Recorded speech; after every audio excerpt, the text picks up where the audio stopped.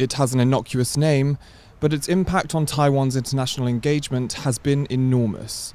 So exactly what is UN Resolution 2758, and how has it affected Taiwan? The United Nations passed Resolution 2758 on October the 25th, 1971. It decided to restore all its rights to the People's Republic of China and to expel forthwith the representatives of Chiang Kai-shek from the place which they unlawfully occupy at the United Nations. In other words, that meant China would no longer be represented at the UN by the Republic of China government in Taipei, but by the People's Republic of China government in Beijing, in power since 1949. After the resolution, many countries moved quickly to break formal ties with Taiwan, countries like Japan, Australia, and Brazil. And before the decade was over, even the United States has switched recognition to Beijing. Today, Taiwan has just 15 diplomatic allies. Since 1971, Taiwan has been unable to participate in the United Nations and UN bodies like the WHO. Taiwan citizens have even been banned from visiting UN buildings. As a result, analysts say the resolution is the root of Taiwan's diplomatic isolation.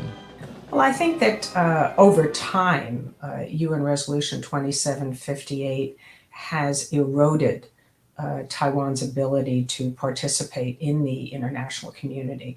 When the People's Republic of China was relatively weak, it still opposed Taiwan participating in the UN, but it didn't have the ability to rally a lot of countries to support it. But as China's economic power grew, so too did its power to influence other nations to endorse its narrative concerning the resolution. So what is that narrative? Well, for Beijing, it's quite simple. 台湾作为中国的一个省，根本没有资格加入联合国。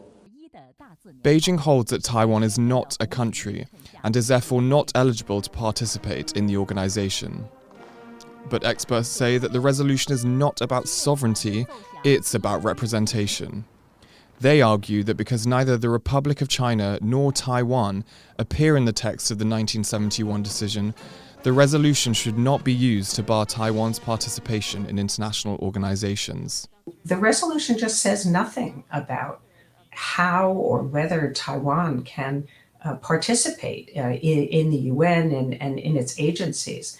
So the hope is that countries will stand up to China, will push back and say this resolution merely was about which government has credentials at the United Nations. While its name may sound innocuous, the passing of UN Resolution 2758 would spell Taiwan's diplomatic fate for the following half-century.